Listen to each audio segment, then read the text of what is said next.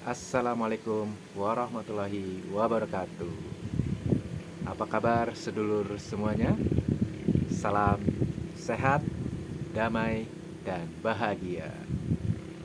Di, di siang hari ini saya mau sharing tentang pengalaman-pengalaman atau kita sharing session ya sambil ngopi-ngopi siang. Jadi tema video ini saya mau bahas tentang merawat diri. Jadi merawat diri itu menurut saya itu ada dua ya, ada dua yang harus kita rawat. Yang pertama adalah merawat fisik kita, merawat raga kita, atau merawat badan kita. Jadi fisik kita butuh dirawat. Apa aja ya mas ya kira-kira yang dirawat? Ya merawat tubuh fisik kita ya kita makan yang cukup ya, makan yang bergizi. Lalu apa lagi ya? Ya tidur yang cukup, istirahat, dan mandi misalkan ya. Terus apa lagi?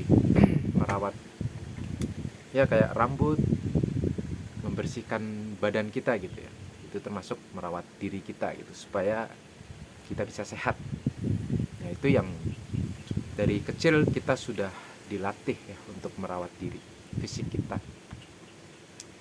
Lalu yang kedua adalah merawat hati. Nah, ini yang biasanya orang sekarang luput untuk merawat hatinya.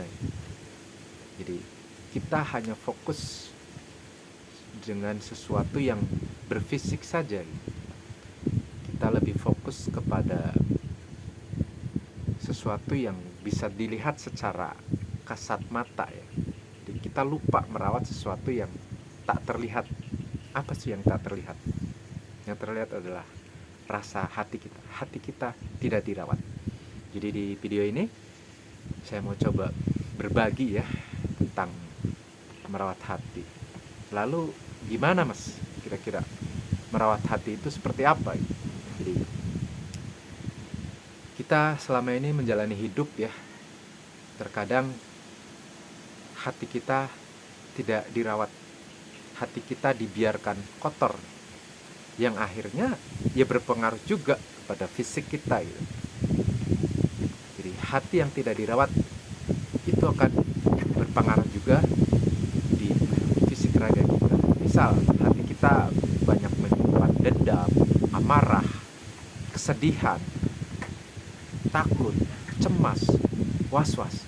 Nah itulah kekotoran hati atau hati yang tidak dirawat yang akhirnya menimbulkan penyakit di dalam tubuh fisik kita. Jadi sudah berapa lama kita tidak merawat hati kita gitu kan. Jadi apa ya yang bisa kita mulai untuk merawat hati kita? Jadi hati kita butuh dirawat melalui ketenangan batin atau ketenangan kolbu. Batin kita, hati kita itu butuh manajemennya untuk kita rawat, untuk kita kelola, kita mendandani ya bahasa Indonesia apa ya, mendandani itu memperbaiki hati-hati kita yang pernah terluka, luka batin, kesedihan, kehilangan, apalagi tuh banyak ya, itu yang membuat hati kita akhirnya tidak tenang, hati kita penuh dengan ketakutan. Semenjak COVID ya, sudah 3 tahun lebih ya, dari itu kita diarahkan sama semesta ini untuk masuk ke dalam diri, untuk merenungi. Bahasa sekarang kerennya itu adalah kontemplasi. Kalau agama itu berkholwat ya.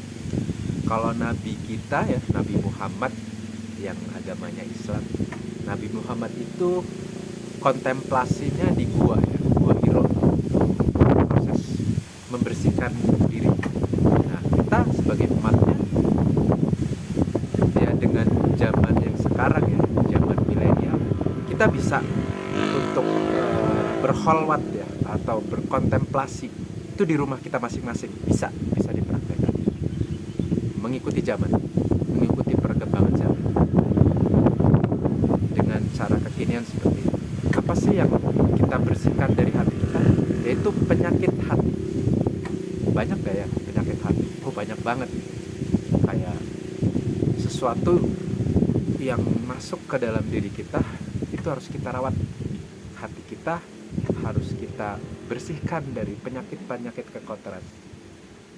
Jadi selain tubuh berfisik ini bersih, misalkan yang perempuan ya pakai bedak, lipstik, mempercantik diri ya secara lahirnya, batinnya pun kita harus percantik.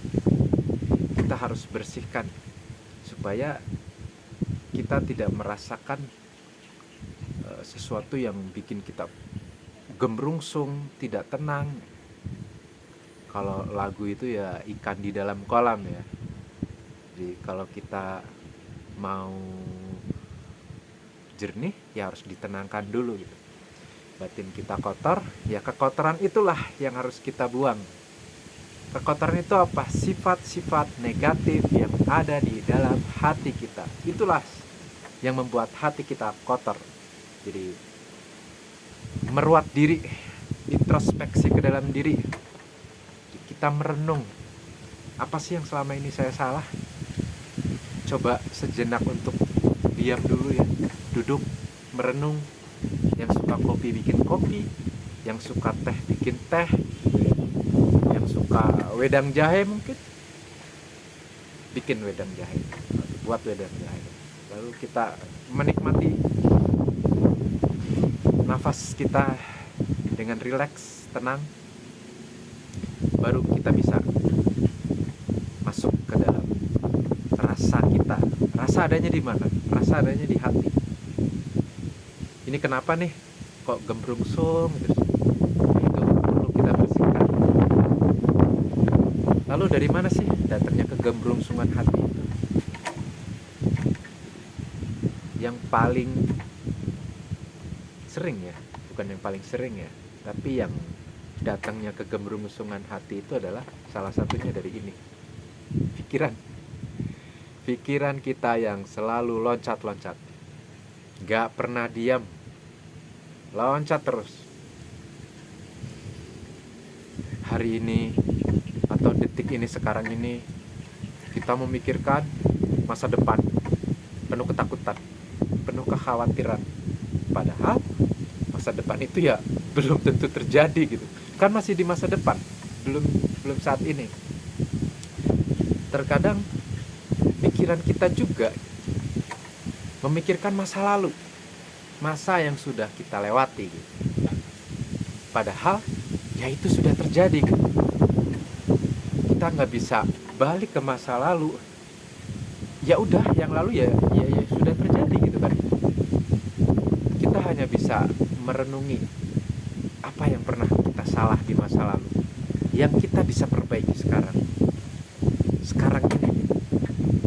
Jadi, boleh nggak Mas berpikir ke masa lalu? Boleh, tapi hanya untuk apa ya, kesalahan saya yang saya perlu perbaiki.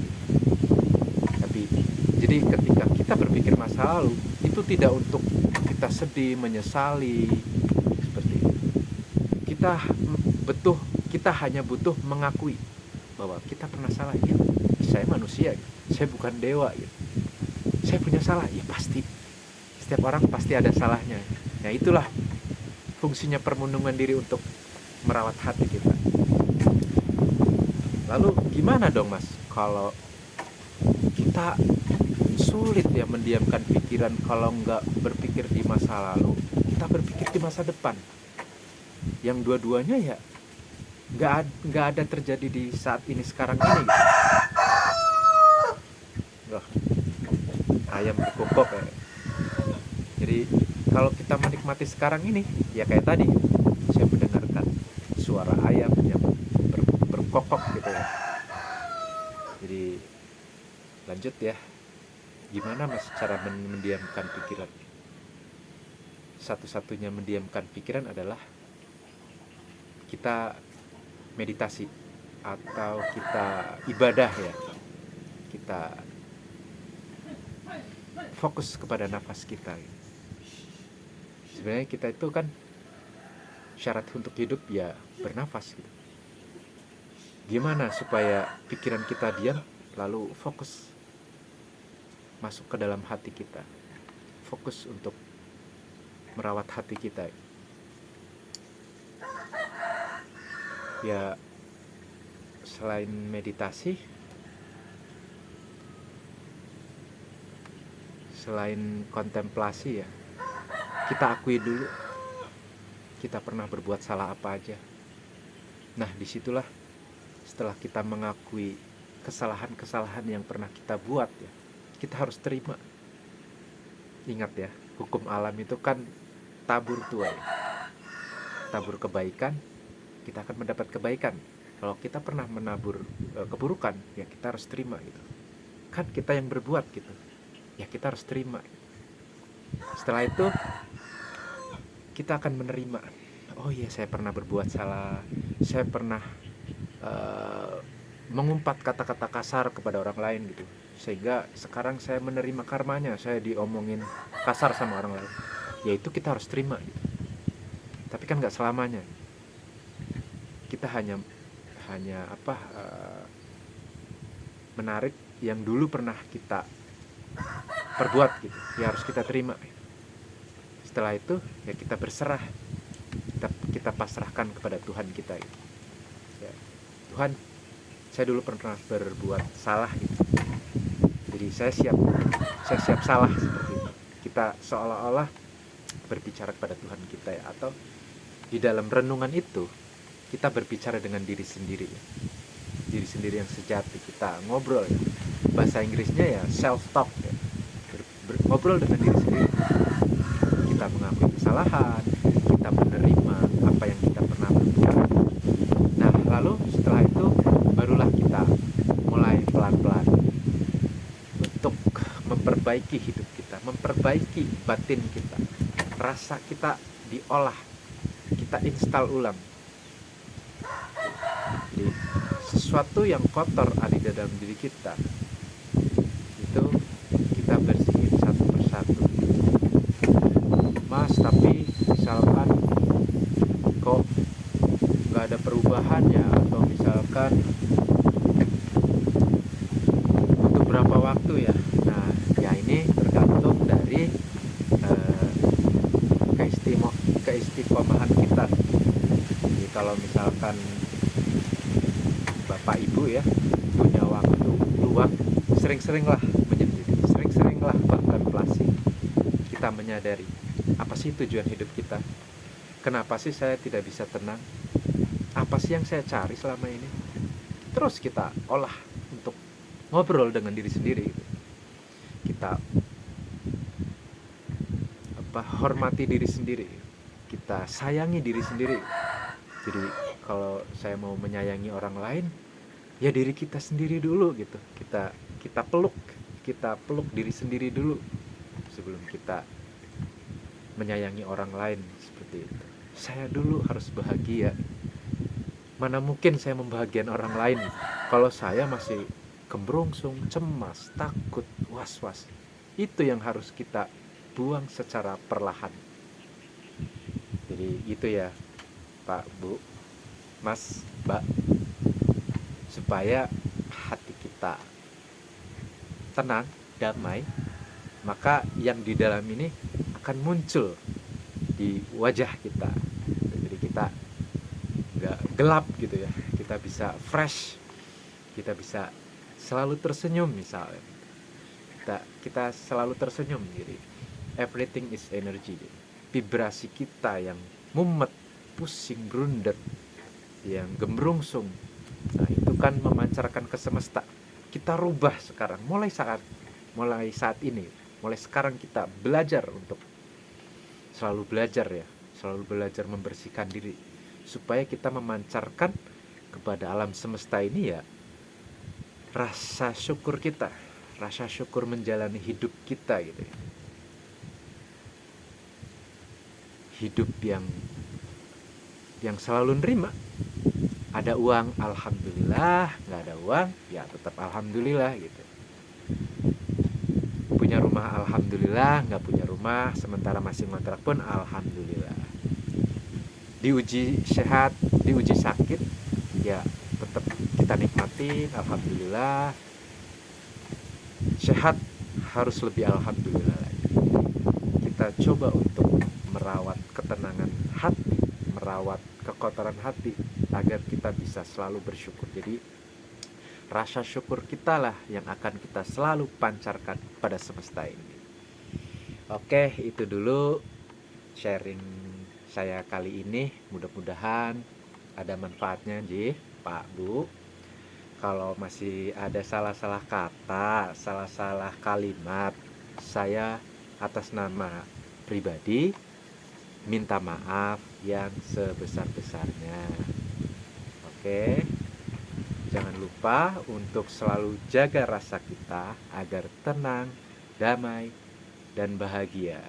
Jadi kalau masih kurang jelas, silahkan komentar, silahkan tanya-tanya kepada saya di kolom komentar. Nanti saya buatkan juga untuk video berikutnya atau tema berikutnya. Apa sih yang saat ini sedang ngerasain gitu? Apa sih yang mau dibahas? Gimana sih caranya untuk hidup lebih menikmati gitu? Ada ataupun tak ada, kita bisa menikmatinya. Kita tetap enjoy, relax gitu ya. Mengalir seperti air. Kita tidak mati ya. Mengalir seperti air itu bukan kita seolah-olah mati ya, bukan. Kita hanya mematikan ego kita, mematikan sifat negatif kita. Oke, sekian dulu Bapak Ibu. Mudah-mudahan ada manfaatnya. Terima kasih.